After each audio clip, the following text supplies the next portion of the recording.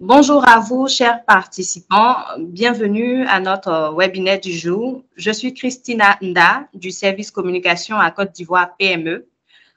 Je serai la modératrice du jour. Vous recevez les salutations du directeur général de Côte d'Ivoire PME. Nous sommes aujourd'hui avec Monsieur Célestin Yao, conseiller technique du directeur général de Côte d'Ivoire PME. Il nous partagera son expertise et sa riche expérience dans le domaine de l'excellence opérationnelle. Le thème de ce webinaire est Excellence opérationnelle et compétitivité des PME et ETI ivoiriennes. Juste pour information, ce webinaire est enregistré et vous le retrouverez sur notre chaîne YouTube Côte d'Ivoire PME. Sans plus tarder, je laisse la parole à notre expert qui, juste après sa présentation, nous aurons une séance de questions-réponses. Bonjour à tous les participants. Comme introduit, je suis Célestin Yao, conseiller technique du directeur général de Côte d'Ivoire PME. Aujourd'hui, j'ai la charge de partager avec vous mon expérience sur un thème qui est l'excellence opérationnelle. Alors, c'est un partage, c'est-à-dire que je vais donner, mais j'attends que vous donnez aussi. Et donc, pour me présenter, je suis à la base ingénieur industriel. Et donc, avec le diplôme d'ingénieur industriel, j'ai un autre diplôme qui, en ce moment, on appelait DESS, diplôme d'études supérieures spécialisées, en sciences des organisations et de la production. Je suis aussi muni d'un master en banque et finance. Et j'ai une expérience en industrie d'abord, qui date environ, on va dire, depuis 1996.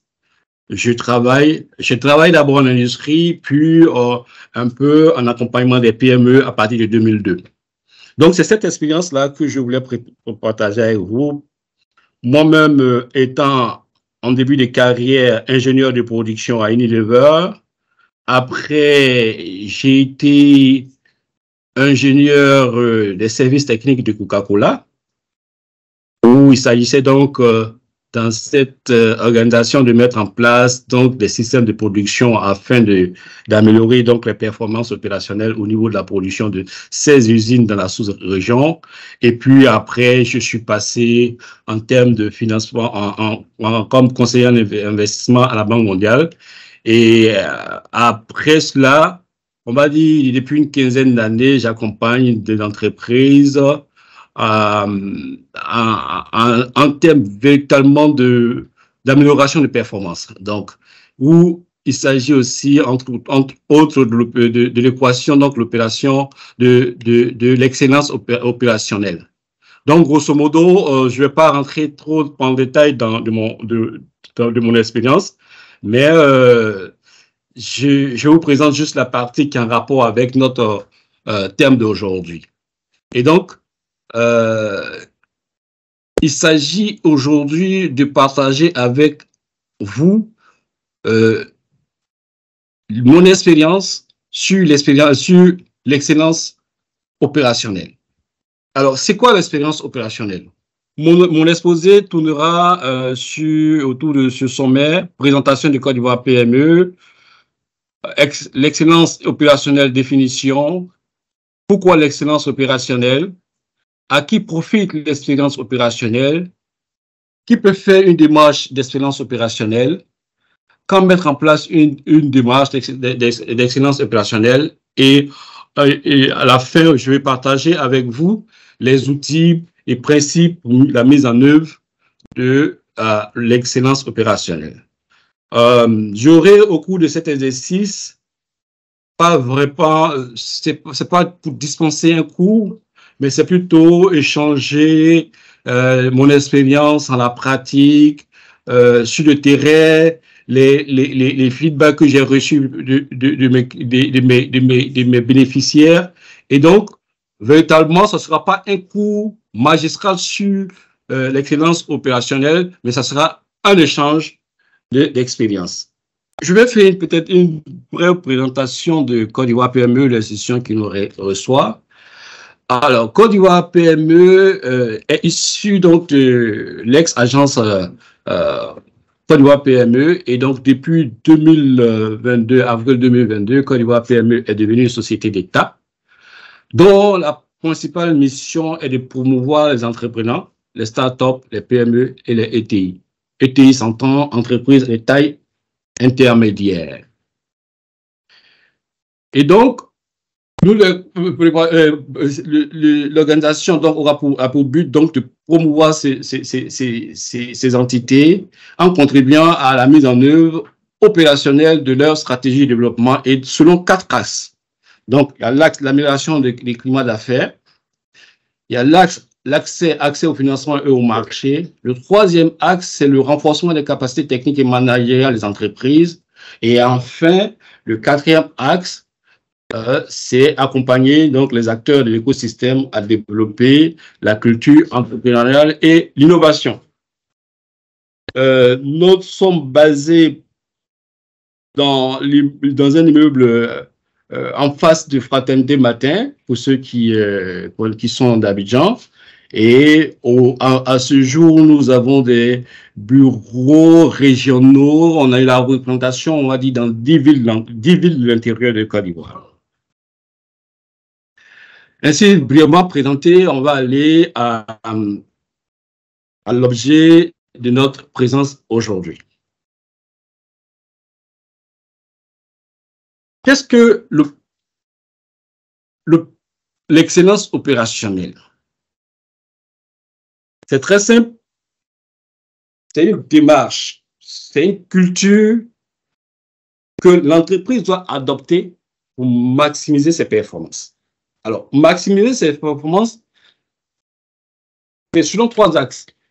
La productivité, qui est, en termes économiques, le rapport entre la production et la production et les ressources mises en œuvre pour faire la production. Donc, en fait, premier axe, la productivité. Le 2e axe, c'est la qualité. Donc, améliorer la qualité. Et le 3e axe, l'excellence opérationnelle permet de réduire les coûts de production. Donc, grosso modo, on ne peut parler d'excellence opérationnelle sans parler de ces 3 axes. Amélioration donc la performance à travers la productivité, la qualité et la réduction des coûts. C'est plutôt un changement de système de gestion. C'est plutôt une culture nouvelle qui donc va encourager à l'excellence. Donc, l'excellence opérationnelle repose sur la mise en œuvre d'un système de management et une culture de la discipline. Et donc, c'est pour ça que je vous disais en introduction, il ne s'agit pas pour moi de venir faire un cours magistral, mais il s'agit pour moi de venir vous sensibiliser sur le fait qu'on doit adopter un changement de culture qui va donc nous envoyer dans un système d'amélioration continue. Et ce changement de culture, aujourd'hui, je vais essayer de donner quelques outils pour le mettre en œuvre. Alors, pourquoi une démarche d'excellence opérationnelle? Je vous ai dit en introduction, c'est pour maximiser les performances, c'est-à-dire augmenter la productivité, la qualité et réduire les coûts. Alors, donc, toute entreprise qui est dans un cas de vouloir améliorer donc, la satisfaction de ses clients, toute entreprise ou organisation qui veut réduire ses coûts,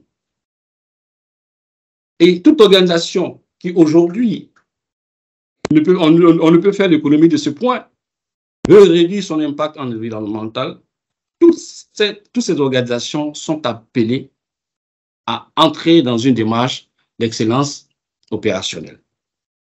Cette démarche d'excellence opérationnelle pourra donc permettre aussi de réduire les risques opérationnels. Alors, on le verra plus tard, la démarche permet d'accélérer le processus de fabrication et de livrer dans les délais nos productions, pour ceux qui sont donc dans la production industrielle, la transformation. Elle permet de rationaliser et optimiser l'ensemble de la supply chain, c'est-à-dire que la chaîne d'approvisionnement partant de chez fournisseur jusqu'au client final. L'excellence opérationnelle permet de régler cette équation. Et donc, elle permet de répondre au plus près aux clients et à s'adapter au changement du marché, parce que nous sommes sur un marché qui est très évolutif. Il faut pouvoir avoir un système pour capter donc les changements et donc les mettre, adapter sa production, ses produits aux services pour ne pas être déclassés. In fine,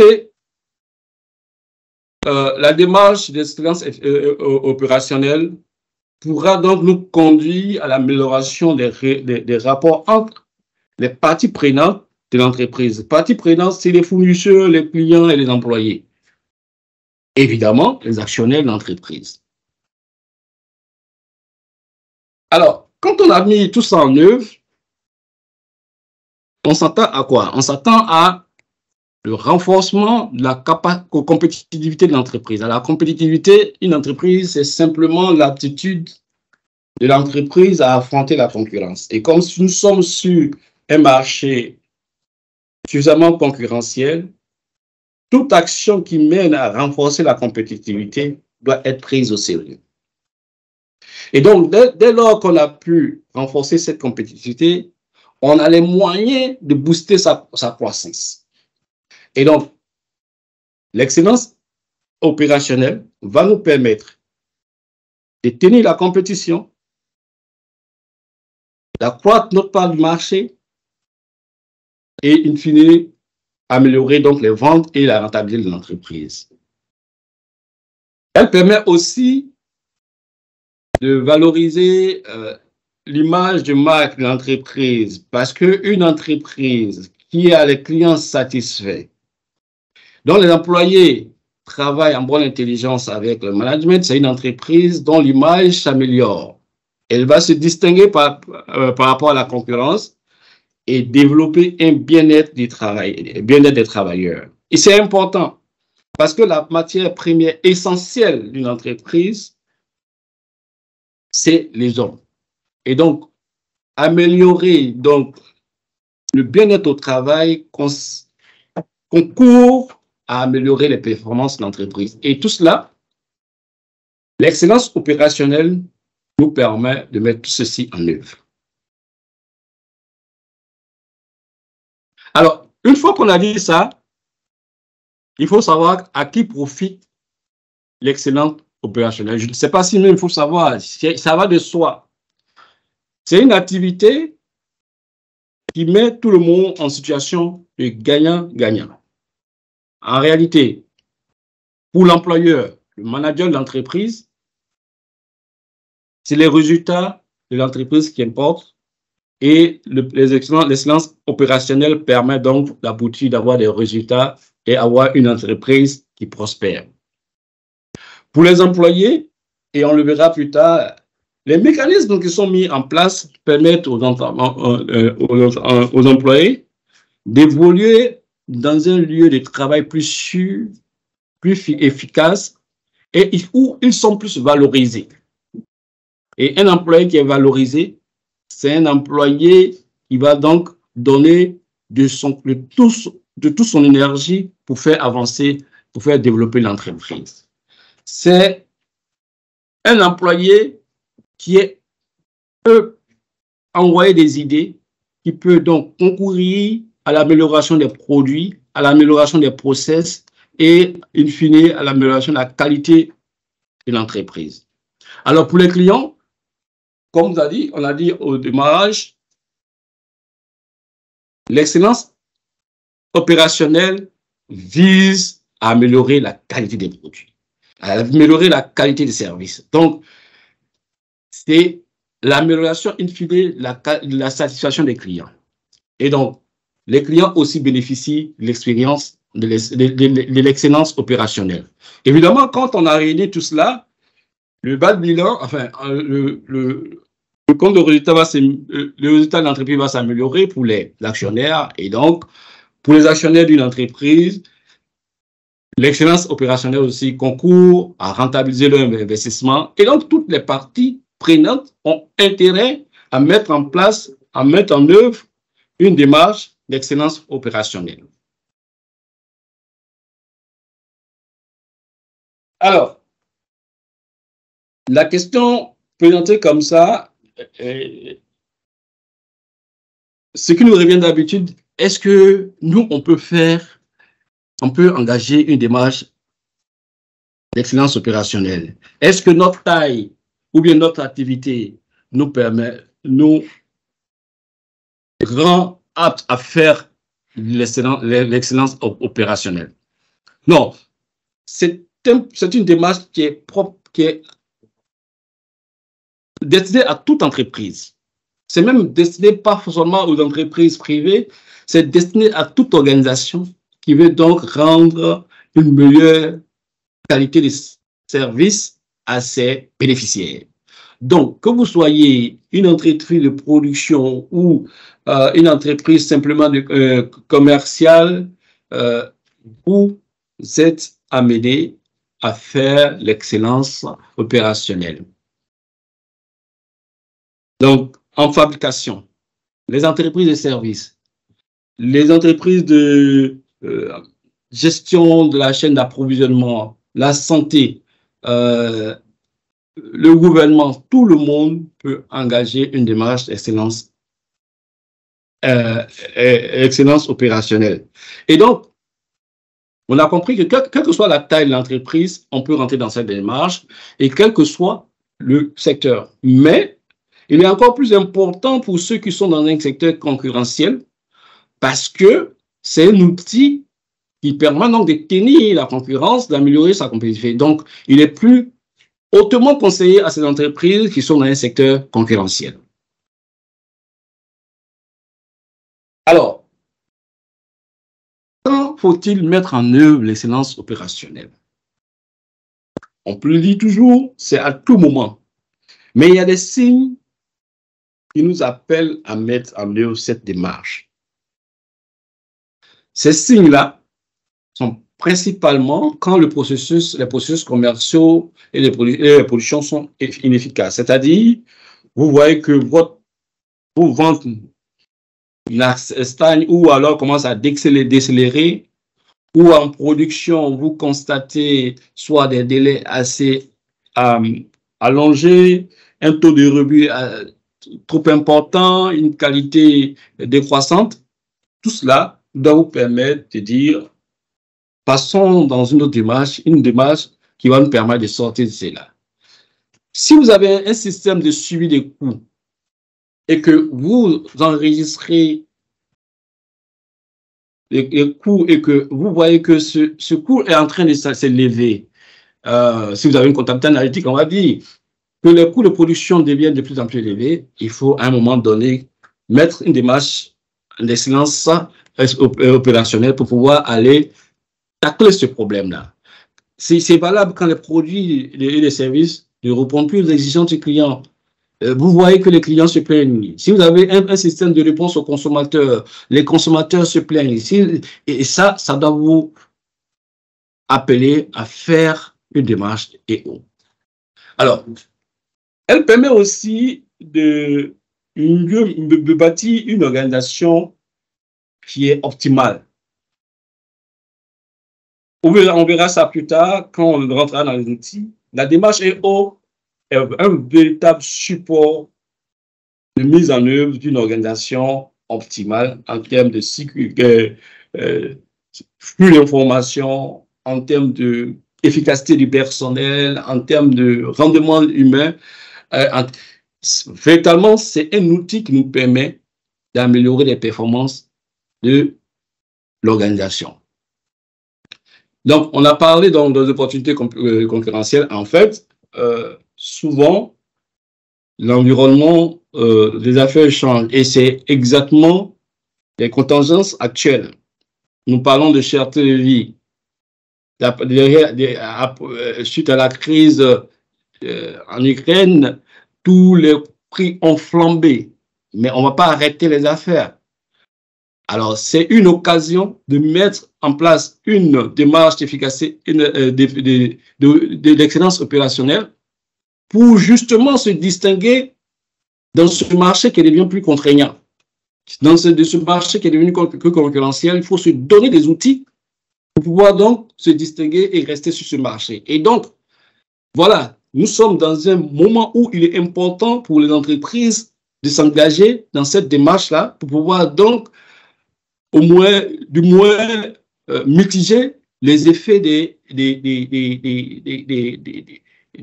crises exogènes. Donc, c'est véritablement, nous sommes à un moment opportun. Et en dernier lieu, et on va revenir toujours sur ce point, la problématique du développement durable appelle que nous ayons de bonnes pratiques. Et ces bonnes pratiques-là, l'excellence opérationnelle permet donc d'avoir des pratiques qui donc appellent un développement durable et assurent aussi l'avenir de notre entreprise. Donc, une fois, c'est pas exhaustif, c'est 6 points qu'on a sortis, mais ces 6 points-là, un seul devrait pouvoir vous emmener à rentrer dans une démarche d'excellence opérationnelle. Donc, au sortir de ce webinaire, vous regardez la question, quand faut-il mettre en œuvre l'excellence opérationnelle? Si votre entreprise tombe sous le coup de un de ces points, vous avez une raison valable pour engager une démarche d'excellence opérationnelle. Je vais m'arrêter sur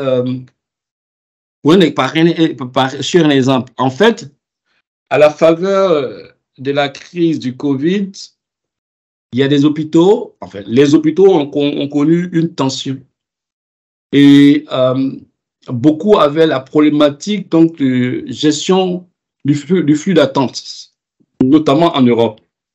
Ça a été l'occasion, le Covid a été l'occasion pour certaines organisations hospitalières de rentrer dans une démarche d'excellence opérationnelle pour gérer le flux de travail, le flux de patients. Vous voyez? Donc, toutes les circonstances, les plus difficiles d'ailleurs même, doivent nous amener à rentrer dans une démarche d'excellence opérationnelle. Alors, maintenant que tout le monde sait qu'on doit rentrer dans une démarche, dans cette démarche, la question qui vient, c'est comment? Avant d'aborder ce point, je voudrais m'attarder sur le fait que cette démarche n'est pas une démarche ponctuelle. C'est un changement d'attitude qui commence à un moment, mais qui ne peut s'arrêter. On rentre dans un cercle, dans un système d'amélioration continue.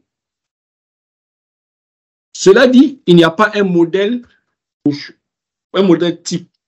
Chaque organisation peut travailler à mettre en place sa démarche selon ses priorités. Ça veut dire ça peut être total, ça peut être sectoriel, c'est-à-dire qu'on peut faire, par exemple, commencer une démarche sur la fonction commerciale, ou alors on va faire une démarche sur la fonction ressources humaines, ou alors on en prend toute la chaîne de production, on va l'essayer. Alors, ça dépend de l'organisation et elle doit pouvoir s'adapter. Et donc, d'une manière globale, le premier point, c'est de définir les objectifs de l'entreprise. Ces objectifs-là doivent être cadrés dans un plan stratégique parce qu'il n'y a point de vent favorable à qui ne sait pas où il va. Donc, il est important d'avoir un plan stratégique pour savoir si la démarche d'excellence opérationnelle que nous avons entreprise évolue selon les attentes, se réalise selon les objectifs précis.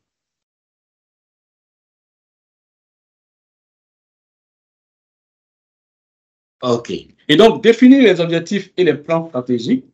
Et les plans stratégiques.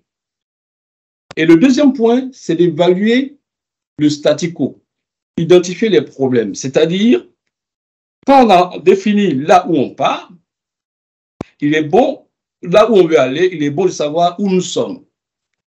Donc, l'organisation doit évaluer l'état actuel de leur processus de fabrication et les autres activités commerciales pour identifier les problèmes et éventuellement les gaspillages. Donc, évaluer le statu quo. Quels sont nos problèmes? Est-ce qu'on a un problème commercial? Est-ce qu'on a un problème de production? Est-ce qu'on a un problème de qualité? Est-ce qu'on a un problème de gestion de la réaction client? Est-ce qu'on a un problème de gestion de trésorerie? C'est tout cela qu'il faut donc fixer. Quand on a fixé cela, on va appliquer les outils que je vais vous donner maintenant. Je vais vous donner plus tard.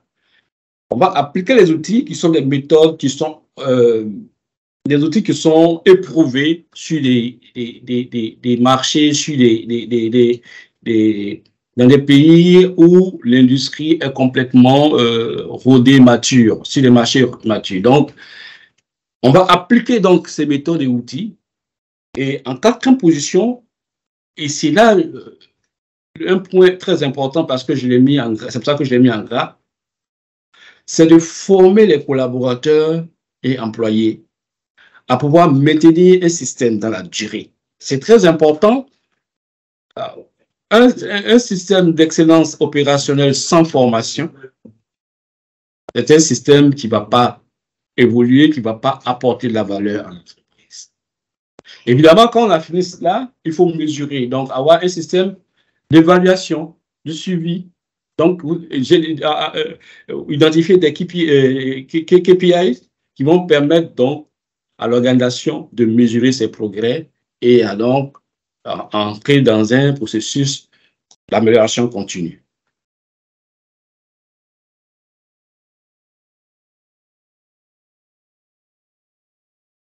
Alors, pour les outils, il y a de nombreux outils. Il y a de nombreux outils et principes qui sont mis en œuvre dans le cadre d'une démarche opérationnelle. À la méthode Lean ou alors Lean Management. Il y a la démarche donc d'amélioration continue. Je vous parle toujours qu'on rentre dans un système d'amélioration continue. Alors, le système d'amélioration continue, c'est la démarche en 4 étapes: plan, do, control, act. C'est planifier, faire, contrôler et réagir. Il y a d'autres outils, outils et méthodes agiles, mais ça, c'est véritablement pour les projets informatiques. Et un élément important de l'excellence opérationnelle, c'est le mode de management. Il faut le mode de management pour la mise en place d'une démarche en excellence opérationnelle, véritablement est fondé sur un management participatif. C'est-à-dire un management qui fait et qui est à l'écoute des employés, qui fait participer les employés aux améliorations aussi bien des produits que de l'organisation que des méthodes. Et ça, c'est l'élément clé de changement que nos organisations doivent amener. Même si vous êtes une petite entreprise, il va falloir former vos collaborateurs de sorte à pouvoir vous faire des feedbacks sur leur mode de travail, sur les améliorations qu'ils peuvent apporter à leur opération quotidienne. Et c'est la clé même de cette démarche. Mais parce qu'il ne s'agit pas seulement de prendre le feedback, mais de les mettre en œuvre de sorte à avoir un système d'amélioration continue. Voilà. Donc, le management participatif, pour revenir à ce point, c'est impliquer les salariés dans les processus de prise de décision et dans les résolutions des problèmes. OK. Alors, je vais véritablement, on ne va pas passer en revue tous les outils, hein. On va passer en revue lean management, l'outil lean management, parce que lui, il est plus proche de nos activités. Alors, lean management, c'est un outil qui permet véritablement d'évaluer la chaîne de production en partant véritablement du fournisseur jusqu'au client. Et donc, ce système-là permet d'identifier les points d'amélioration dans le système de production, de sorte à pouvoir donc l'optimiser. C'est un outil qui est à la base développé par Toyota et donc va nous permettre d'optimiser la chaîne de production de sorte à pouvoir gagner en productivité, en délai et aussi en coût. Et donc, le lean management vient avec une notion de base. Une notion de base qui est le Muda. Le Muda, c'est un terme japonais pour indiquer les choses futiles, les choses inutiles, le gaspillage. Et donc, le Muda va permettre d'identifier les activités improductives qui n'apportent pas de la valeur aux yeux du client. C'est-à-dire que il y a des activités qui n'apportent pas de la valeur au client.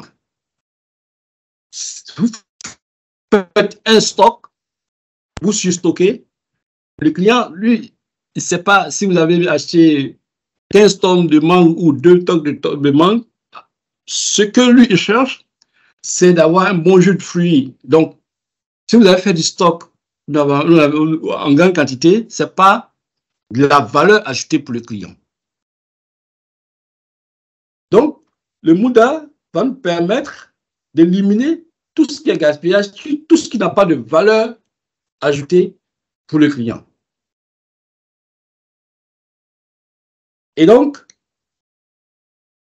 on va dans le détail. On va commencer par exemple la surproduction. Le premier élément de surproduction, ça arrive pour les entreprises qui ont plusieurs produits. Par exemple, si vous avez une savonnerie, que vous avez plusieurs savons, alors ceux qui sont dans la savonnerie, en réalité, leur cycle de production, si c'est par exemple c'est une savonnerie artisanale, vous allez faire la partie production d'huile. Si c'est des extraits d'huile végétale, il y a une partie de macération pour avoir de l'huile. Et puis après, il y a la partie production, il y a une partie maturation. En fait, c'est un cycle de production qui va prendre 21 jours à 2 mois même pour certains. Et donc, ce qu'on ne sait pas, c'est que ce cycle de production, pour sortir un produit, c'est 2 mois. Alors, beaucoup de personnes, beaucoup d'entreprises, pour pallier à ce projet, à ce délai-là, vont fabriquer les produits en quantité. Mais cette production, est-ce que ça correspond à une demande? Est-ce que le produit, selon les variétés, par exemple, vous avez un jus de fruits à base d'ananas, un jus de fruits à base de passion, un jus de fruits à base de mangue, malheureusement, c'est 3 semaines pour fabriquer. Et donc, ce que vous faites, quand vous commencez la mangue, vous avez fabriqué 5 tonnes de mangue, vous déposez. Quand vous commencez l'ananas, vous avez fabriqué 5 tonnes d'ananas, de jus d'ananas, vous déposez. Mais en réalité, vous utilisez les machines, mais est-ce que par mois, vous vendez une tonne de jus de mangue? Est-ce que par mois, vous vendez une tonne de jus de passion? Et donc, vous allez faire une surproduction qui va donc et évidemment immobiliser de la trésorerie, qui va donc immobiliser du personnel, immobiliser de la machine. Mais en fait, il faut pouvoir éviter cette surproduction. Comment éviter la surproduction? On verra ça plus tard. Alors, la surproduction va aussi avec les stocks inutiles. Alors, prenons le cas de notre usine de jus de fruits. Il y a seulement le jus d'ananas et le jus de mangue qui sortent. Mais voilà, aujourd'hui, on a des jus de passion. On va fabriquer, c'est la saison des passions, on va fabriquer des passions et stocker. Parce qu'on a les matières premières, fruits de passion. Et on va stocker, alors que nous n'avons pas une demande en face de cette production. Et donc, on va faire du surstockage inutile qui va donc immobiliser les ressources d'entreprise. J'ai eu la chance de travailler avec une entreprise qui, elle, a peur donc des ruptures de stock. C'est-à-dire que donc, les personnes en charge des achats vont regarder tous les items qui sont sortis l'année dernière et puis les reconduire en quantité différente parce que l'année dernière, on a eu un problème sur une vitre de telle qualité. Donc, ils vont les produire, les stocker. Ils vont les commander, les stocker pour rentrer dans leur production. Malheureusement, ce stock-là, cette année, n'est pas utilisé. Et donc, ça reste de l'immobilisation financière pour l'entreprise. Et la crainte d'être en rupture de stock a fait que quand je fais le bilan de cette entreprise, en stock mort, c'est-à-dire que des matières premières qu'ils ont commandées simplement parce qu'ils ont peur de tomber en rupture, il y en a qui sont là depuis, ça fait 3 ans, et ce stock mort-là représente 200 millions de francs CFA. Du coup, c'est quelque chose de complètement inutile. Le troisième point des choses inutiles, c'est ce type de gaspillage. Il y a le transport et les déplacements inutiles. Le transport, c'est très simplement que vous ne dimensionnez pas les capacités de transport. Vous avez un approvisionnement en matière première de 1 tonne chaque semaine ou bien par jour et vous prenez la location ou bien l'acquisition d'un camion de 5 tonnes. En fait, c'est du transport, c'est des ressources qu'on est en train de gaspiller. Si vous prenez un camion de 5 tonnes pour transporter régulièrement des produits de 1 tonne, c'est du gaspillage. Et donc, tous ces points de gaspillage, il faut aller les voir. En 4e point de gaspillage, les opérations inutiles. Dans le processus de production, aussi bien des biens que des services, il faut pouvoir à chaque moment s'asseoir et identifier est-ce que les opérations unitaires que nous faisons sont pertinentes. Je fais mon jus de fruits, j'ai une opération d'étiquetage. J'ai mis 4 personnes pour faire l'étiquetage manuel, c'est-à-dire mettre la colle sur l'étiquette et coller sur l'emballage. Alors, est-ce que cette opération-là, on ne peut pas l'optimiser parce que c'est 4 personnes? Est-ce que je ne peux pas aller prendre une étiquetteuse, une petite étiquetteuse qui va me coûter peut-être 200 000, 300 000? C'est-à-dire que le salaire de 2 ou 3 employés, mais c'est en une seule fois.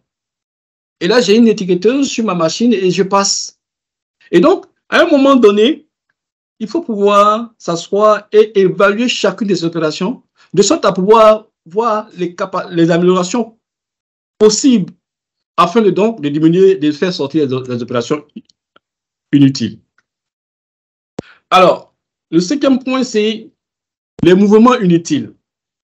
Les mouvements inutiles, c'est vraiment, vous êtes dans votre bureau, vous avez votre poste de travail, allez dans le bureau du voisin pour aller discuter des choses qui ne sont pas pertinentes alors que vous avez déjà discuté au bureau, vous êtes en atelier de production, les clés sont sur notre poste, donc on m'a dit la clé plate est d'un autre côté, et puis 100 mètres plus tard, il y a la machine, donc vous êtes en train de vous déplacer dans l'atelier pour avoir des outils pour travailler. Ou alors,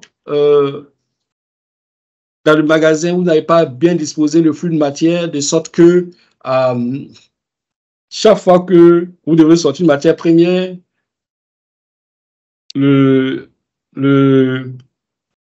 chariot est obligé de faire sortir une palette déposée pour aller prendre l'autre palette dont vous avez besoin. En fait, vous avez mal rangé et donc le chariot va faire des déplacements complètement inutiles parce que vous n'avez pas tenu compte du flux de matière, du flux de circulation au moment donc de la mise en œuvre de votre entreprise.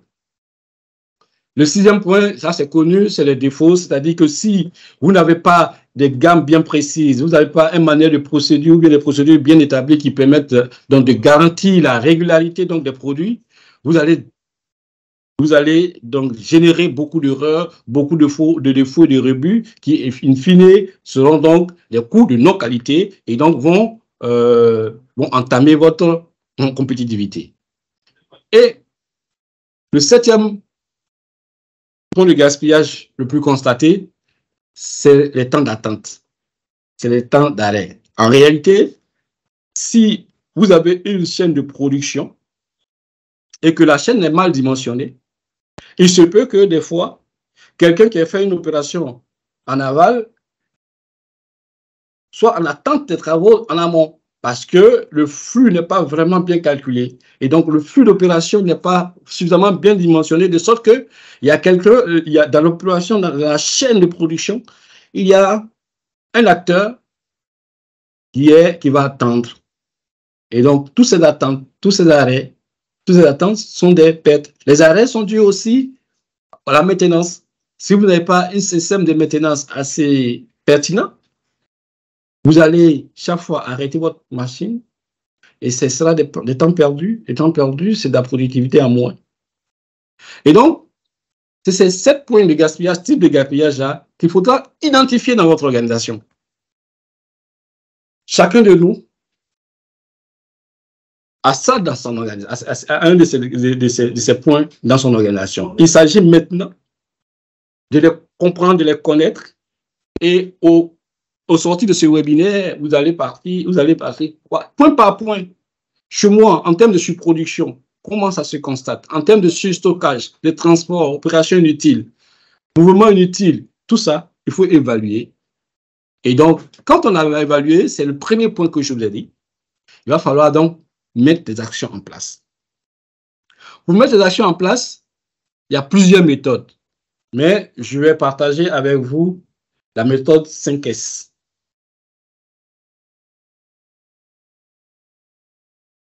Alors, les 5S, c'est encore un autre concept organisationnel japonais qui est la porte d'entrée même, qui est la porte d'entrée de tout système d'excellence opérationnelle.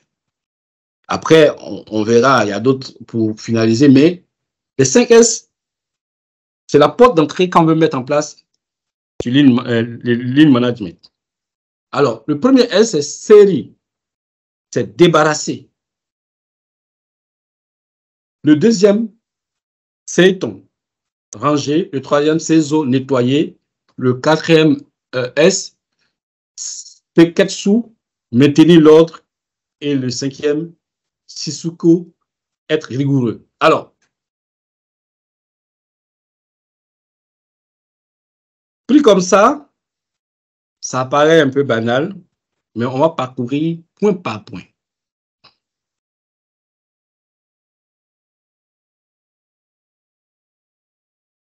L'objectif de 5S, c'est déjà, premièrement, mieux gérer l'espace des produits afin de travailler rapidement ce que l'on cherche, de trouver rapidement ce que l'on cherche. Donc, le premier objectif, c'est gagner en temps en termes de recherche, de trouver ce qu'on cherche. Donc, on va gérer l'emplacement de nos outils de travail, gérer l'emplacement des produits, gérer les flux de matière dans notre organisation, de sorte que le temps passé à chercher les choses devienne le plus petit possible. Et donc, déjà, en termes de productivité, on est en train de faire des gains. Et donc, le deuxième point, c'est, donc, on va mettre chaque chose à sa place, les équipes à leur place. Alors, tout ça, ça fait, en termes d'opération, on verra, ça travaille sur le flux de matière, c'est-à-dire la disposition des collaborateurs, disposition des équipements, parce que chacun doit être dans son emplacement pour pouvoir donc fluidifier la circulation de matière et la circulation d'informations. Et si vous travaillez dans un endroit propre, évidemment, vos conditions de travail s'améliorent. Si vous travaillez dans un endroit bien rangé, vous évitez les accidents de travail. Si vous travaillez dans un environnement propre aussi, votre envie de travailler, votre rigueur au travail change. Vous embellissez l'entreprise. Votre démarche qualité, en fait, vous changez de culture. Je vous donne un exemple pratique que je suis en train de mettre en œuvre quelque part. Il s'agit d'une entreprise mécanique générale qui n'avait pas pris le réflexe de nettoyer son atelier. Depuis quelque temps, on a dit, le vendredi, c'est le jour de nettoyage général de l'entreprise. Chacun nettoie son poste, il ne s'agit pas que quelqu'un pour bien nettoyer. Alors, depuis que ces vendredis ont été institués, journée de nettoyage général, en fait, automatiquement, les gens ont adopté l'habitude de nettoyer. Et donc, plus personne n'attend vendredi pour faire le nettoyage général. Tous les jours, à la descente, chaque employé nettoie son poste, dispose ses outils, de sorte à s'assurer qu'il n'y a même pas un outil qui est perdu. Et le lendemain matin, quand il vient, il trouve son outil en place. Comparativement à la situation d'avant, où tout était resté tout reste en vrac, le matin, il ne sait pas où il a mis quel outil, il va prendre 1 heure pour pouvoir commencer à démarrer la machine. Donc, le simple fait de nettoyer permet déjà d'améliorer le rapport au travail.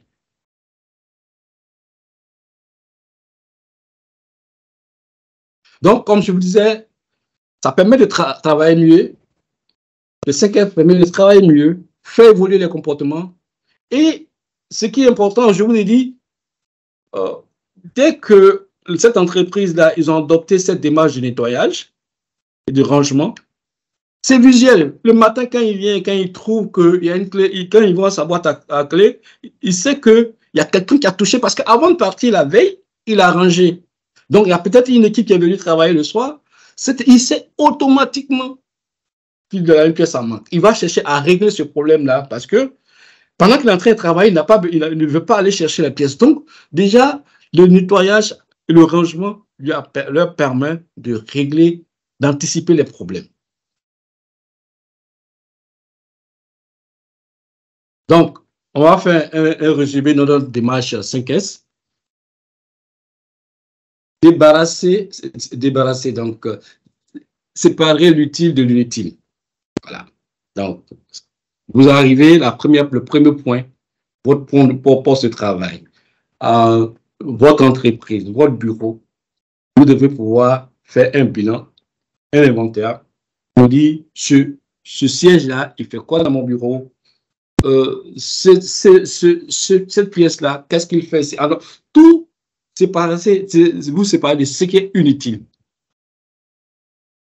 Et donc, ça vous permet aussi de définir le juste nécessaire pour travailler. Après, quand on a débarrassé, il faut ranger. Alors, le rangement, c'est ce que ceux qui font l'organisation du travail appelle l'ergonomie. Si vous êtes dans un atelier de savonnerie, que vous devrez charger le carton de savon, il faut bien que le carton soit à disposition juste où le savon sorte, de sorte que le mécanisme de remplir le carton soit automatique. Donc, ranger de manière à éviter les pertes de temps, il est important. Et ça, c'est en impliquant l'employé, en impliquant le travailleur à son poste de travail, qui pourra vous dire, voilà la manière optimale pour moi pour de travailler. Et donc, on peut ainsi, pour par exemple un atelier mécanique, savoir où disposer les clés, disposer les outils. Pour une savonnerie, on va disposer les produits de sorte à pouvoir faciliter la manutention. En fait, pour toute activité, même si l'entreprise de service pour faire des photocopies, il faut qu'il y ait un rangement des papiers par rapport à la photocopieuse. Donc, il faut avoir l'idée de pouvoir faire du rangement. Et puis, quand on a débarrassé ce qui est inutile, on a fait le rangement, le point, c'est de nettoyer. Il faut nettoyer. Tout le monde devrait avoir un bureau propre. Tout le monde devrait avoir un bureau propre. Tout le monde devrait avoir un poste de travail propre. Si vous nettoyez votre poste de travail, vous allez par exemple commencer à voir si votre machine fuit, une machine qui est régulièrement nettoyée,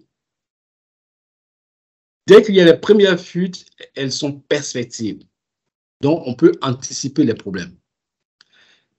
Si une machine qui n'est pas nettoyée, quand il y a les fuites, on ne peut pas les détecter. Donc, tout le monde devrait pouvoir nettoyer son poste, que vous soyez en production, que vous soyez dans les bureaux, que vous soyez sur le marché. En réalité, si vous avez un poste de vente qui n'est pas propre, ce n'est pas attrayant pour le client. Donc, le troisième S, c'est de nettoyer. Alors, le quatrième, en fait, ça fait allusion à standardiser, mais en réalité, c'est automatiser les choses. C'est-à-dire, je rentre dans mon élevage, mon poulailler, je sais que voilà l'emplacement de tel produit. Et donc, à la limite, je le marque. Si c'est un fût, je vais un rond sur lequel le fût vient se poser. De sorte que quelqu'un qui doit poser le fût ne va pas poser ailleurs que sur ce rond. Si c'est des tenues, si c'est des clés, je fais un tableau et je fais la forme de mes clés. De sorte que quand je vais mettre la clé 10, il y a une place pour la clé 10, ce n'est pas à la place de la clé 11. Voilà. Et donc, cette manière de définir les choses va permettre d'aller plus rapidement et puis détecter les manques. Le jour que on viendra mettre un fût, je dis de pesticides et de pesticides à la place d'un fût d'engrais, ça se voit parce qu'on a mis place d'engrais, le fût d'engrais, c'est marqué un rond orange. Le fût de pesticides, c'est marqué un rond rouge. Donc, quand on met un fût là où c'est rouge, c'est un fût de pesticides. Et donc, on va pouvoir avoir un système standard qui permet donc de gagner en temps et aussi de visualiser les ruptures de stock. En fait, c'est tout un système qui permet donc d'anticiper tous les problèmes que l'entreprise pourrait avoir ou bien tous les problèmes que le service pourrait avoir. Alors, tout cela on a fait, si on n'est pas discipliné, ça n'avance pas. Et donc, toute cette démarche doit pouvoir être ancrée comme une culture de l'entreprise. En réalité, l'excellence opérationnelle doit changer notre rapport au travail, doit changer notre rapport même à l'entreprise. Et donc, ce changement de rapport est basé sur la discipline. Et cette discipline-là permet donc de pérenniser et de rentrer dans un cercle vertueux, d'effectuer donc une amélioration continue. Avec le temps, je pourrais vous parler d'autres outils, mais vraiment, j'encourage tout le monde à se documenter et à entamer une démarche 5S parce qu'elle ne coûte pas cher. Elle a besoin simplement de discipline. Alors, je donne ici, c'est un exemple réel, c'est un exemple 5S pour un entrepôt. En réalité, dans un entrepôt,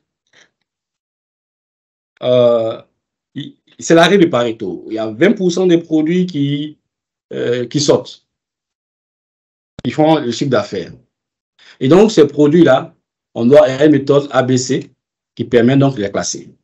Ça nous permet donc d'optimiser en termes de transport. Donc, dans un entrepôt, les 20% des produits qui font le chiffre d'affaires, on va les mettre en bas, accessible. Ici, c'est A. Dans la même logique, il y a les produits A, c'est 20%, mais les 30% des produits B qui, eux, vont faire, voilà, grosso modo, ils vont faire 30%, mais il reste 15% de la valeur du produit. Et c'est les produits B. Donc, 30% du chiffre d'affaires, mais voilà, c'est 15% de la valeur totale. Donc, eux, on les met à un niveau plus élevé. Maintenant, il y a 50% des articles, mais vraiment 50% des articles qui produisent 5% de valeur, de chiffre d'affaires. On les met dans un lieu moins accessible. De sorte que, pour ce rangement, seulement cette méthode de rangement va nous permettre de gagner en temps par rapport en transport. C'est-à-dire que le gaspillage de transport, en point de transport. Voilà. Et donc, c'est des éléments comme ça que je voulais vous présenter. Alors, le 5S, c'est très visuel. Il faut pouvoir matérialiser les choses. Par exemple, quand on dit, je vais mettre un item en position A, il y a un code couleur. Les A sont en vert, les B sont en orange, les C, donc que je ne tiens pas, c'est-à-dire que les 50% qui, en fait, représentent 15% du chiffre d'affaires, je les mets un autre code couleur. Et ça permet d'automatiser et de gagner en temps. C'est la même chose, les zones de stockage. Alors, ce que je voulais exprimer par rapport à tout ceci, c'est par rapport aux entreprises qui sont en croissance. Vous êtes en croissance, et puis, donc, il y a une grande demande, et vous avez une capacité de production. Et ce qui arrive souvent, c'est que cette capacité de production est limitée. Et donc, vous allez investir pour acheter une deuxième machine pour pouvoir répondre à la demande. Sans vous assurer que la première machine atteint sa capacité maximale. Et pour atteindre sa capacité maximale, c'est que vous n'êtes pas assuré que vous avez tout fait, c'est-à-dire un plan de maintenance, améliorer donc la tenue du travail, du poste de travail, la formation des opérateurs, de sorte à pouvoir, donc, si peut-être que la partie opération, c'est-à-dire que quand on fait l'analyse de la productivité, il y a plusieurs facteurs. Il y a la machine, il y a les hommes, et puis il y a les produits. Il y a des gens sur une machine ont un rendement qui est plus faible que l'autre.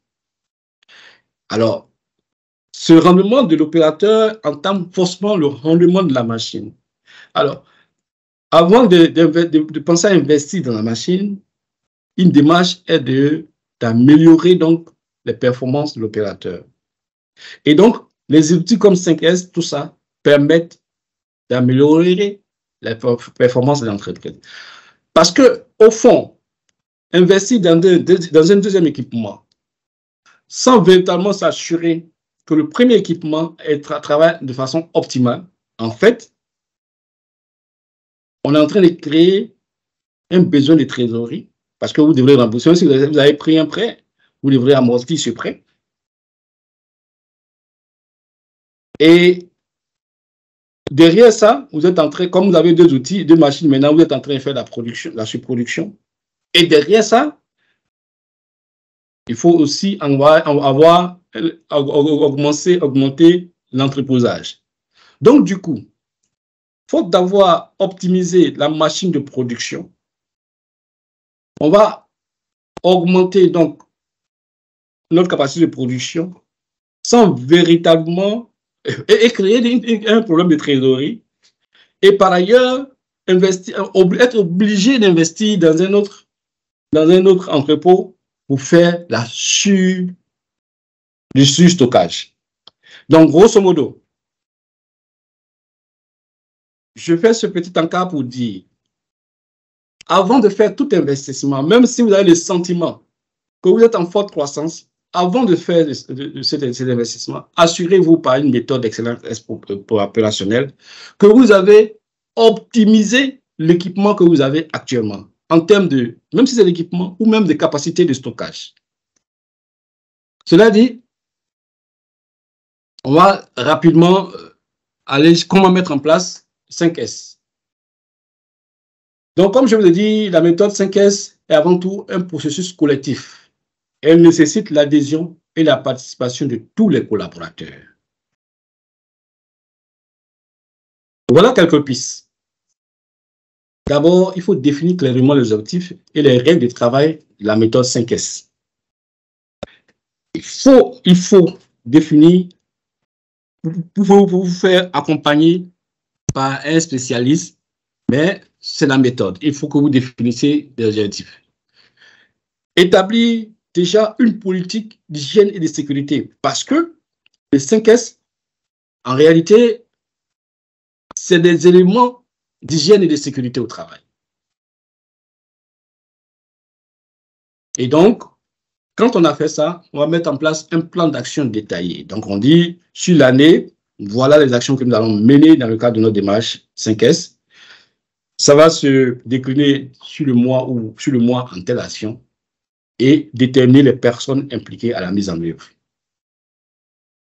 En cas des équipes, moi, j'ai travaillé dans une entreprise, une multinationale, qui a plusieurs ateliers de raffinage, hydrolyse, savonnerie et tout ça. Et donc, chaque atelier avait son équipe 5S. Parce que quand vous êtes dans un processus de raffinage, qui est un processus automatisé avec un flux, c'est pas comme un processus de fabrication de savon, d'emballage, de conditionnement des savons qui est plutôt séquentiel. Et donc, le flux, la circulation du flux de matière n'est pas la même chose. Et donc, il faut des équipes modulaires qui permettent donc d'animer les 5S.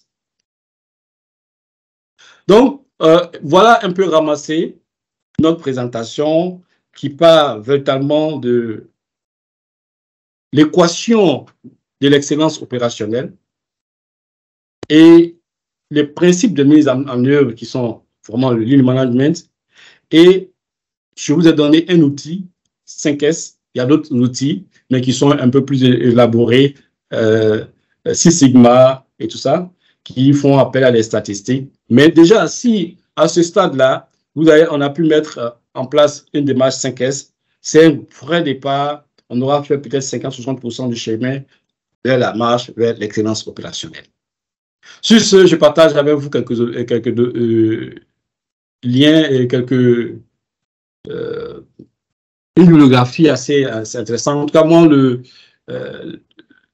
Lean Management à l'expérience opérationnelle de Jean-Louis à Roseau, vraiment, c'est mon bouquin.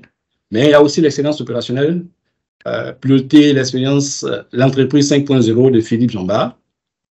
J'ai mis quelques liens aussi qui ont permis donc de documenter cette présentation. Et donc, je vous dis merci et j'attends si vous avez des questions. En résumé, aujourd'hui, nous avons traité de l'excellence opérationnelle. Alors, partie déjà de la définition de l'excellence opérationnelle pour indiquer que c'est une démarche qui permet donc d'améliorer, de maximiser la compétitivité des entreprises. Et cela impacte, la démarche vise à améliorer la qualité, la productivité et réduire les coûts de production. C'est une démarche qui est donc une démarche de changement de culture, de changement du rapport au travail. Et nous avons vu pourquoi il faut mettre en œuvre l'excellence opérationnelle. On est véritablement dans un monde où les facteurs exogènes deviennent nombreux. Et donc, il faut pouvoir avoir un mécanisme d'amortissement des chocs exogènes de sorte à pouvoir donc rester compétitif. Et donc, tout ce qui peut engendrer un choc, même endogène ou exogène sur l'entreprise, appelle à mettre en place cette démarche-là pour amortir les chocs et préserver sa compétitivité. Après, nous avons vu à qui profite. On a vu que l'excellence opérationnelle, c'est un marché, une démarche gagnant-gagnant, parce que ça permet à l'employeur de rentabiliser son entreprise, à l'employé d'améliorer donc son bien-être au travail, au client de bénéficier de qualité de produits de meilleure qualité avec un service à la clientèle amélioré, et au final, à l'actionnaire donc de rentabiliser donc ses actions. Tout le monde est amené à faire la démarche d'excellence opérationnelle. Que vous soyez une petite entreprise ou une multinationale, vous avez une raison pour faire donc une démarche d'excellence opérationnelle. Que vous soyez dans la fabrication, dans le service, même dans le gouvernement, la santé, tout cela, n'importe quelle activité qui a besoin d'améliorer donc la satisfaction d'un client a besoin donc de rentrer dans une démarche d'excellence opérationnelle. Alors, après cela, nous avons vu les outils et on s'est arrêté sur le plus pertinent pour notre environnement, qui est le Lean Management, qui est donc un outil développé par les Japonais, par Toyota, qui principalement fait la chasse au gaspillage. Donc, on a eu 7 types de gaspillage. Les premiers, c'est le surstockage, la surproduction, le transport inutile, les méthodes. Après, grosso modo comme ça. Donc, on a des gaspillages qu'il faut pouvoir identifier et chacune de nos organisations a un point de gaspillage. Et ne serait-ce que ce seul point de gaspillage doit pouvoir aussi enclencher une démarche d'excellence opérationnelle.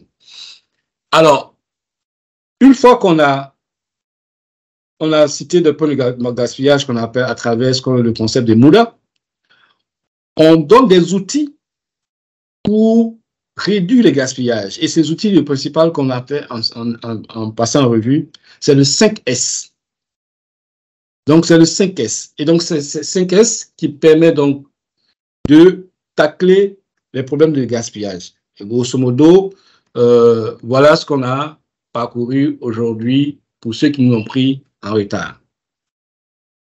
Merci. Alors, je voulais conclure quelque chose.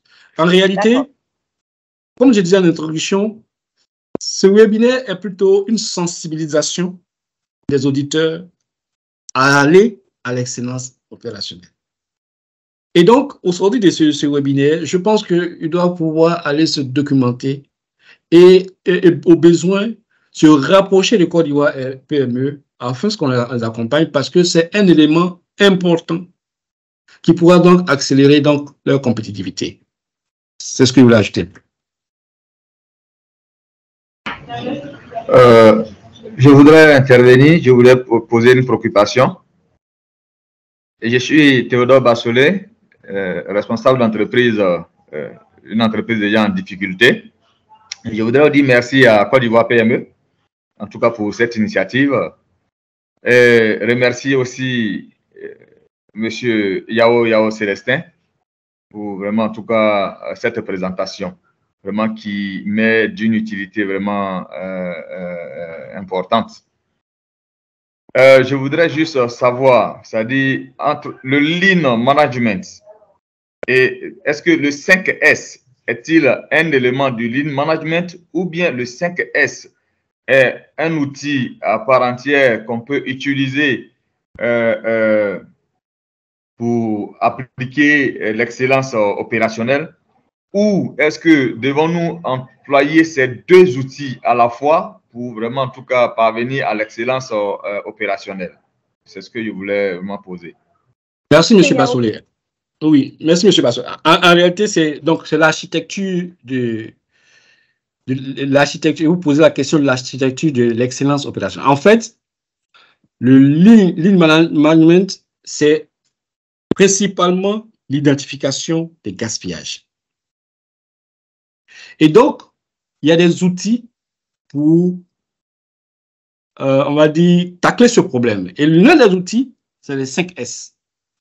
Donc, vous pouvez tout de suite entrer dans une démarche 5S, mais en le faisant, vous êtes en train de faire du lean management, de faire de l'excellence opérationnelle. Et c'est pas si je comprends. Parce que, après ça, pour le lean management, on peut faire, par exemple, la démarche il y a une démarche qu'on appelle PDCA, qui est différente de 5S, mais cette démarche-là rentre dans le cadre de lean management. Il y a le Six Sigma. Donc, en fait, il y a un qui pose le problème et il y a les outils pour régler ces problèmes. Donc, vous, pratiquement, vous pouvez tout de suite dire, je rentre dans une démarche 5S, mais avant, c'est-à-dire que vous avez fait du MUDA pour connaître vos problèmes. Oui, j'ai bien perçu. Franchement, merci infiniment. D'accord. S'il vous plaît, Monsieur Yao, nous avons une autre question de Monsieur Tidiane Diakité. S'il vous plaît, Monsieur Tidiane Diakité, est-ce que vous pouvez poser votre question? Monsieur Tidiane Diakité. Monsieur Fulgence Soumoni, est-ce que vous pouvez poser votre question? Il faudra activer le micro, s'il vous plaît. Allô? Est-ce que vous m'entendez? Oui, nous vous entendons. D'accord. Bonjour à tous. Bonjour, Monsieur Yao. En tout cas, merci beaucoup pour cette présentation de qualité, même si je vous ai pris un peu en retard. Alors, ma question est la suivante. Quels sont les outils, les critères à prendre en compte pour le choix d'un outil d'excellence opérationnelle? Est-ce qu'il y a des critères bien définis qui nous orientent vers un outil à choisir par rapport à un autre outil? Et aussi, la deuxième question concerne, je voudrais savoir si il y a des outils qui sont spécifiques à chaque type d'entreprise. Par exemple, si on prend une entreprise d'agroalimentaire, est-ce qu'il y a des outils d'excellence opérationnelle qui sont mieux adaptés à une entreprise agroalimentaire qu'une entreprise de logistique? Merci. Merci, monsieur, pour votre question. Alors, il y a divers types d'outils qui existent. Mais si on veut parler de classification, le seul qui est, on va dire, un peu adapté, qui est un peu spécifique, c'est les outils, on va dire, outils agiles. Outils agiles, c'est plutôt pour des projets séquentiels, genre informatique, où on dit incrémental. C'est-à-dire que il y a un projet incrémental, je donne à mon client apprécie, et puis il me fait un feedback et je l'améliore. Et ça, pour ce type de projet, il y a un outil qu'on appelle Agile pour faire ça. Si vous êtes dans ce domaine, vous prenez Agile. Sinon, pour les autres, si vous êtes dans l'agro-business, dans les services, moi, ce que je vous conseille, c'est d'entamer par le 5S. Parce que le 5S, la mise en œuvre est comportementale. Mais après, selon la taille de votre organisation, il va falloir complexifier le suivi. Et pour complexifier les indicateurs qu'on met dans les classes, les suivi évaluation, vous allez faire appel à ce qu'on appelle Six Sigma. Donc ça, c'est un autre outil un peu plus complexe, si votre organisation est complexe. Donc, mais pour les PME, moi, j'allais premièrement conseiller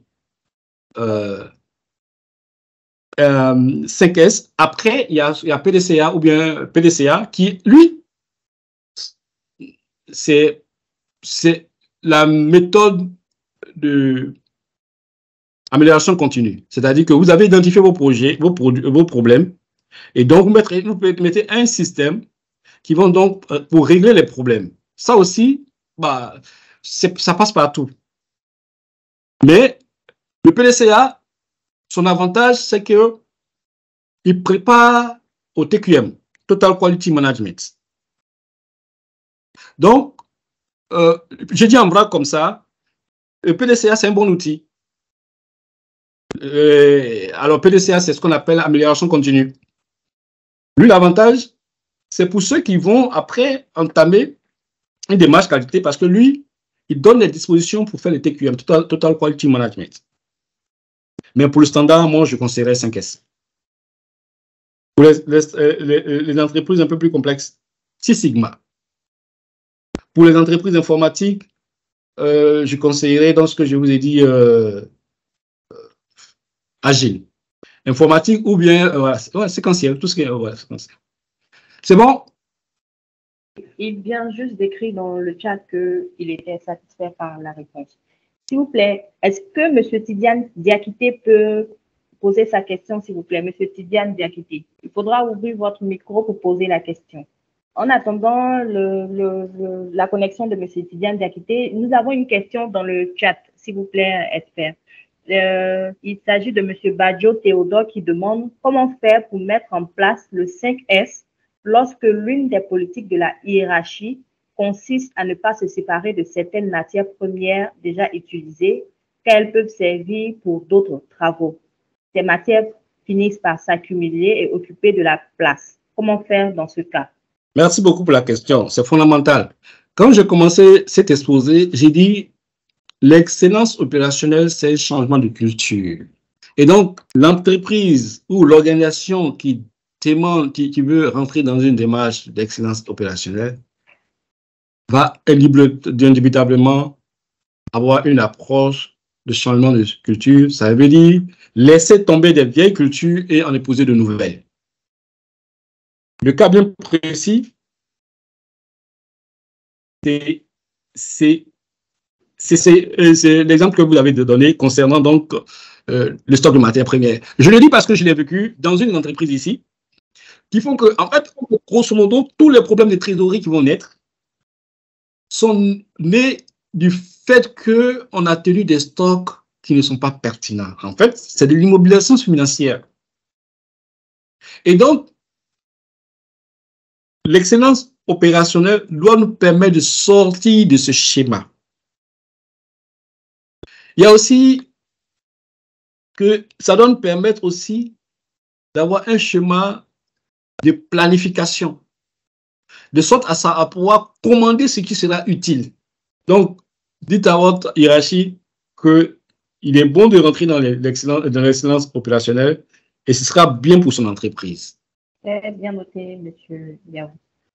M. Tidiane Diakité, est-ce que vous pouvez poser maintenant votre question, s'il vous plaît? M. Tidiane Diakité.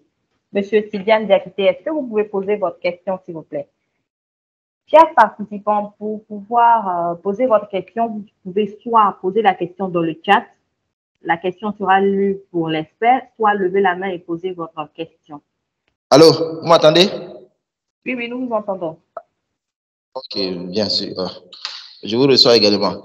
J'aimerais savoir, en tant que start-upper qui opère dans le domaine informatique et l'agritech, comment est-ce que l'expérience opérationnelle peut contribuer au développement structurel d'une start-up vis-à-vis du management de son personnel et aussi de ses activités? Et comment est-ce qu'elle peut prévoir les perspectives de développement de la start-up? À quel niveau une start-up peut se positionner pour pouvoir utiliser cette démarche excellence opérationnelle? Merci, monsieur. Alors, dans mon exposé, je vous ai dit, pour ce qui est du domaine de la production informatique, il y a un outil très adapté qui est Agile. A-G-I-L-E. En fait, c'est pragmatique, oui. C'est itératif. Et donc, tous ceux qui sont dans l'informatique, agritech et tout ça, en réalité, voilà, en réalité, vous n'avez pas les équations de 5S, mais vous avez une équation de répondre à un besoin spécifique d'un client. Vous avez certainement fait des analyses, mais il faut l'affiner. Et donc, la démarche, vous allez vous documenter, Agile, permet de chaque fois faire des contrôles sur votre produit. Et donc, si vous voulez faire, vraiment mettre en place l'excellence opérationnelle dans le domaine de l'agritech, je vous recommande complètement de vous documenter sur les outils comme Agile, Scramble, tout ça, qui vous permettent de travailler parce que c'est en lien direct avec la production de services informatiques. Ça va? Ça va. C'est bien aussi. Merci beaucoup. Merci de votre réponse. Cher expert, nous avons une question dans le chat qui est de M. Badjo Théodore qui demande qui peut faire une démarche opérationnelle. Il dit qu'il était absent lorsque vous abordiez ce point. OK. On va rapidement aller sur les slides. Voilà. Qui peut faire une démarche en excellence opérationnelle? Donc, je dis tout le monde. Tout le monde. Que vous soyez une entreprise de services, de fabrication de services, un organisme d'État. J'ai donné même l'exemple du système de santé en temps de crise.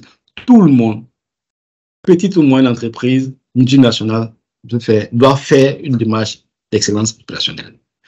Mais encore plus, si vous êtes dans un secteur très compétitif, en Côte d'Ivoire, ce qui me revient en tête, le secteur du savon, vous devrez pouvoir mettre en place une démarche d'excellence opérationnelle. J'ai répondu à votre question. Monsieur Badjo, n'hésitez pas à reposer votre question ou à mieux la détailler si vous souhaitez que l'expert fasse un peu plus d'explications. Il y a une autre question de monsieur et madame Amara qui demande: je suis monsieur Koné, entrepreneur dans le domaine du transport urbain, taxi, et je suis à ma première année. J'aimerais savoir comment l'EO pourrait m'aider à développer mon business. Le prime abord, je vais dire le transport, la logistique, c'est les cœurs. En fait, c'est des éléments importants. C'est des secteurs qui doivent bénéficier de l'excellence opérationnelle. Voilà. C'est crucial pour eux parce que en réalité, c'est là qu'on peut optimiser. Alors donc, monsieur Koné, c'est très simple. Prenez les MOUDA, les 7 types de gaspillage. Vous allez voir dans le transport, vous allez voir comment vos chauffeurs se comportent. Vous avez analysé tout leur comportement et en ce moment, à partir de leur comportement, vous allez pouvoir les accompagner. Donc, l'entrée pour ce secteur-là, je sais qu'il y a beaucoup d'opportunités d'amélioration. Mais prenez les MOUDA, passez en revue les MOUDA et puis vous allez voir quels sont les points d'amélioration que vous pouvez apporter à votre système. Je ne connais pas vraiment trop le mécanisme de transport, mais la logistique en tant que fonction, le transport logistique en tant que fonction est un secteur tellement critique et c'est là-bas aussi qu'on a eu beaucoup de succès en termes d'excellence opérationnelle. Je peux vous citer, il y a Uber qui a mis en place l'excellence opérationnelle, qui est un exemple qu'on cite. Il y a Amazon qui ne travaille que ça, c'est des exemples qu'on cite. Et donc, je pense que vous pouvez en bénéficier, mais la porte d'entrée, c'est de faire le MUDA pour voir quelles sont les portes de gaspillage de votre secteur. Très bien noté. Monsieur Koné, n'hésitez pas si vous avez une autre question à la poser. Il y a une autre question de Monsieur Badjo qui demande, peut-il arriver que le changement du site de travail vers un site plus grand soit l'une des solutions pour une excellence opérationnelle plus efficiente? J'en doute. Je vais vous expliquer. En fait, le changement des sites, c'est peut-être la mauvaise réponse à une question qu'on a sur le premier site. Donc, de go comme ça dit, changer de site avec le problème, non. Peut-être même que changer de site va aggraver vos problèmes parce que vous allez transporter les problèmes que vous avez et en plus de ce que vous allez faire des investissements nouveaux et donc avoir un amortissement supplémentaire des frais. Donc, a priori, je ne dirais pas que c'est une bonne chose. Ce que je veux dire, c'est déjà connaître, savoir pourquoi on change de site. J'ai répondu à votre question. Monsieur Badjo, n'hésitez pas à donner plus d'éclaircies par rapport à votre question. D'une manière globale, on va dire d'une manière globale, beaucoup d'entreprises, de PME dans notre environnement connaissent des crises de croissance. Quand leur activité manque en puissance, ils vont pouvoir, le réflexe, c'est de pouvoir investir en capacité de production, soit de stockage et tout, sans réellement se dire, est-ce qu'on a optimisé notre capacité actuelle? Et donc, c'est l'excellence opérationnelle qui va nous dire, est-ce qu'on est à bout de notre capacité actuelle, qui appelle qu'on fasse un deuxième investissement. Quand vous avez fait 5S et que vous êtes un peu sophistiqué, que vous allez mettre une démarche 6 Sigma qui vous font apparaître les indicateurs de performance, où vous allez voir vos rendements de production, vos rendements de matière, et que vous êtes, votre matière, le rendement de matière, de perte, les rébus, les freins, vous étiez à 3% de freins. Et puis, un coup, après la mise en place donc, de l'excellence opérationnelle, vous êtes à une frein de 0,2%. Vous pouvez prendre une décision, vous dites que oui, je ne fais plus de perte. Et que mon unité, je n'arrive plus à satisfaire ma demande, mais je suis en bout de capacité. En ce moment, on peut faire un investissement, changer de site et tout ça. Mais de go comme ça, changer de site, c'est la base des problèmes de croissance. Exactement ça. C'est bien noté. S'il vous plaît, monsieur Badjo Théodore, vous avez levé la main. Vous pouvez poser votre question, s'il vous plaît. D'accord. Merci beaucoup, monsieur Yao. Je ne sais pas si on m'entend. D'accord. Si on m'entend, d'accord, parfait. Si on m'entend, j'aimerais déjà dire merci à monsieur Yao. Je pense qu'il a parfaitement répondu en donnant les détails à ma question. Effectivement, je crois qu'il faut au préalable une analyse. C'est ce que j'essayais de comprendre parce que de visu pour l'œil de celui qui est inculte, il se dira que sûrement son site devient de plus en plus restreint et manque d'espace. Alors que peut-être dans la pratique, il n'a pas réellement mis en place les outils adéquats pour pouvoir et se créer l'espace et essayer de maximiser en termes de productivité. Donc, lorsqu'il a répondu, il a continué, j'ai eu parfaitement la réponse à ma question. Donc, j'aimerais lui dire merci pour cela. Maintenant, si possible, j'aimerais rebondir à un élément qu'il avait relevé pour vérifier la performance, je crois, de la chaîne de productivité en parlant de mettre en place un système de maintenance, également d'améliorer la performance des opérateurs.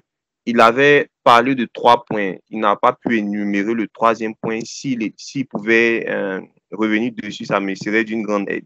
J'étais en train d'énumérer donc les 7 types de gaspillage. C'est de ça que vous parlez? Non.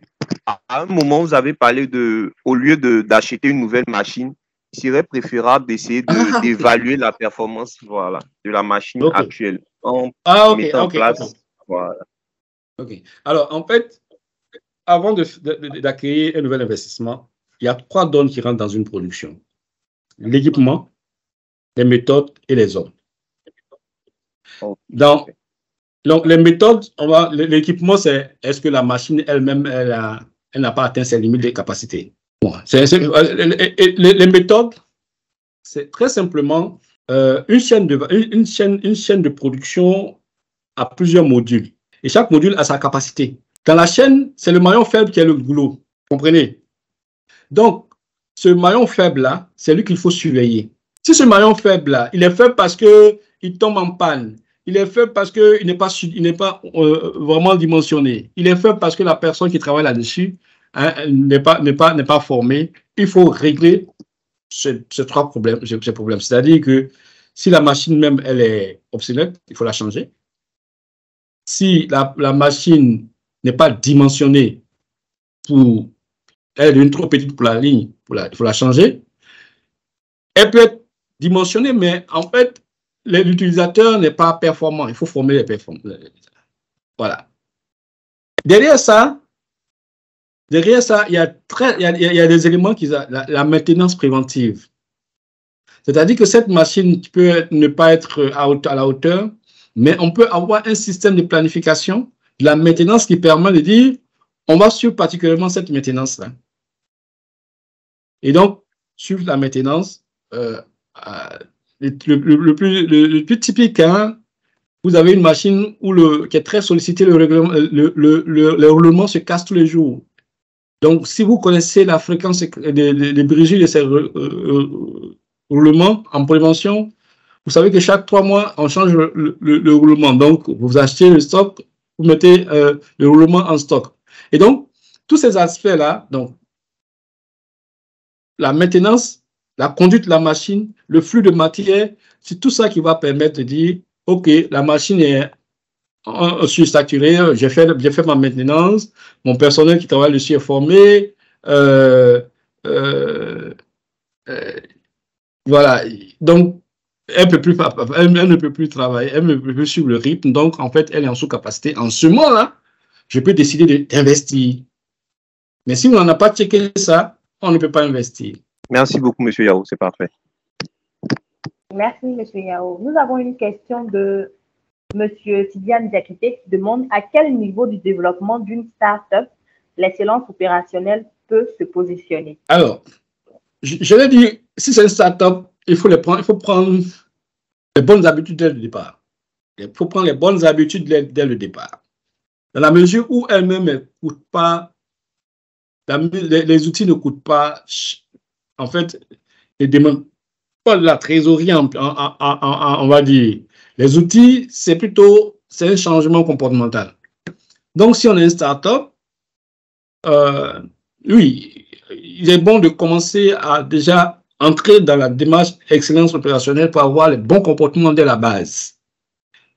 Il ne faut pas dire, dans 3 ans, je vais le faire. Si vous avez les moyens de le faire ici, il faut le faire maintenant. Et donc, c'est pour ça que nous disons, c'est valable pour toute entreprise, petite, moyenne, grande.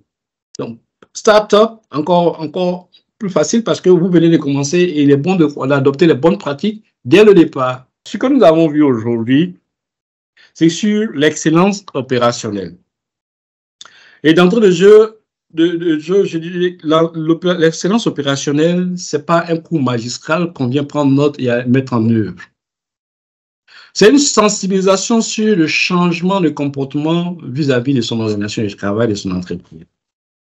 Changement de comportement qui est mené donc dans une démarche d'amélioration continue, de sorte à pouvoir gagner en compétitivité. Et donc, le travail a consisté donc à présenter l'excellence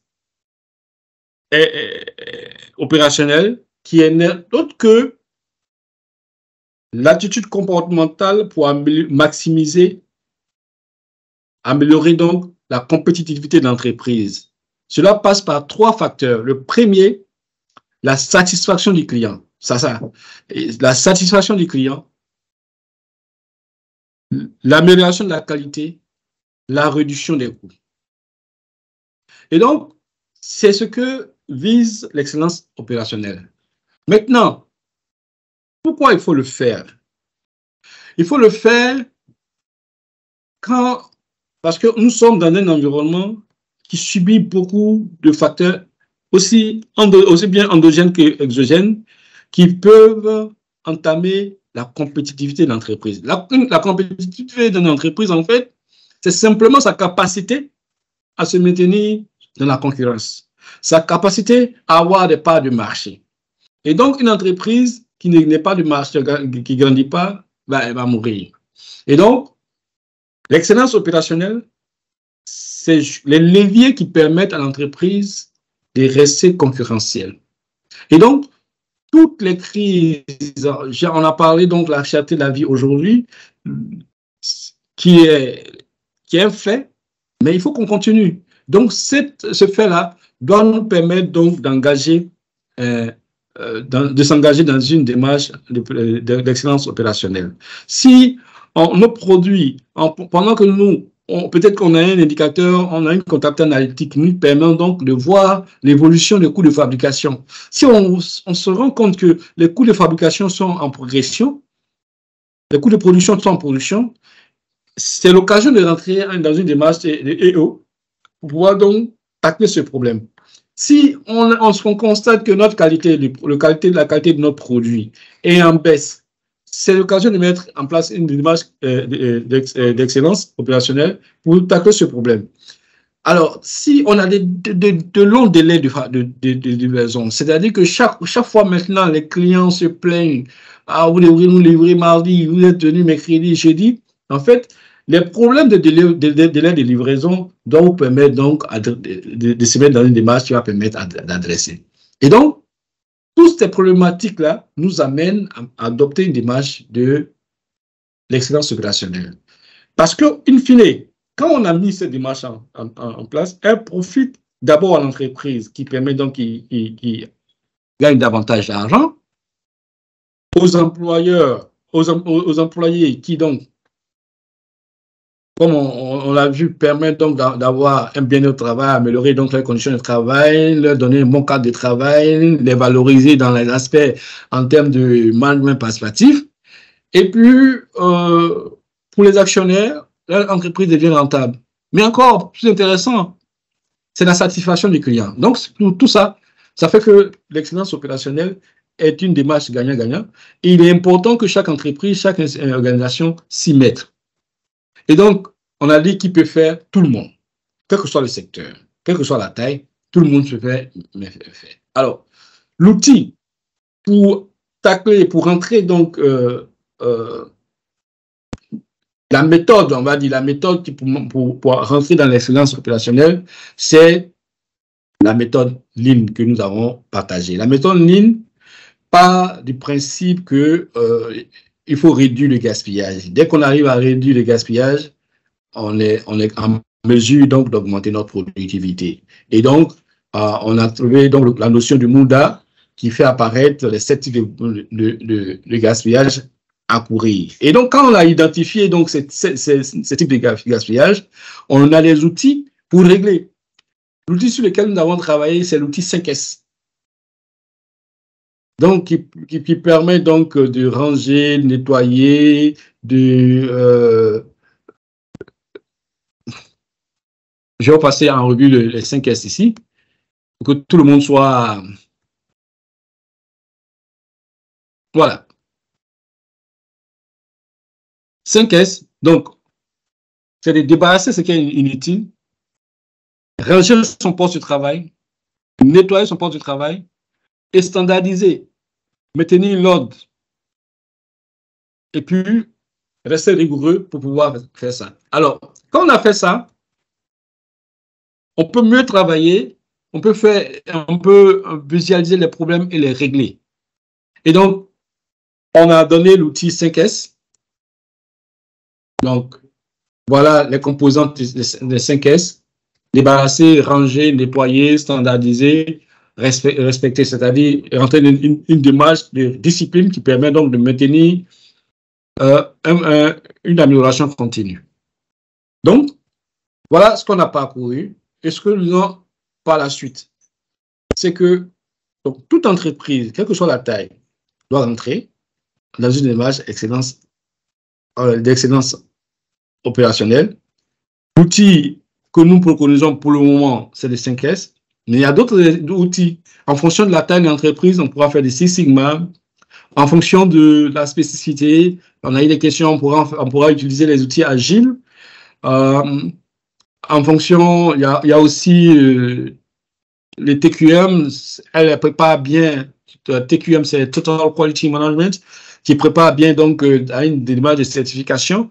Et donc, il y a beaucoup d'outils. En tant qu'entreprise, vous pouvez vous faire accompagner.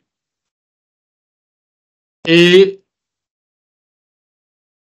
la base, c'est qu'il y a cette volonté de changement. Parce qu'en fait, pour conclure sur le fait, l'excellence opérationnelle, c'est un changement de culture, c'est un changement de rapport au travail, c'est un changement de rapport à l'entreprise qu'il faut faire. L'excellence opérationnelle est un outil que toutes les entreprises, aujourd'hui en Côte d'Ivoire, que vous soyez une start-up, PME, ETI, c'est une démarche que vous devrez engager. Parce que, in fine, c'est une culture que votre organisation va adopter, cette culture va vous permettre de demeurer compétitif et d'assurer la croissance de votre entreprise.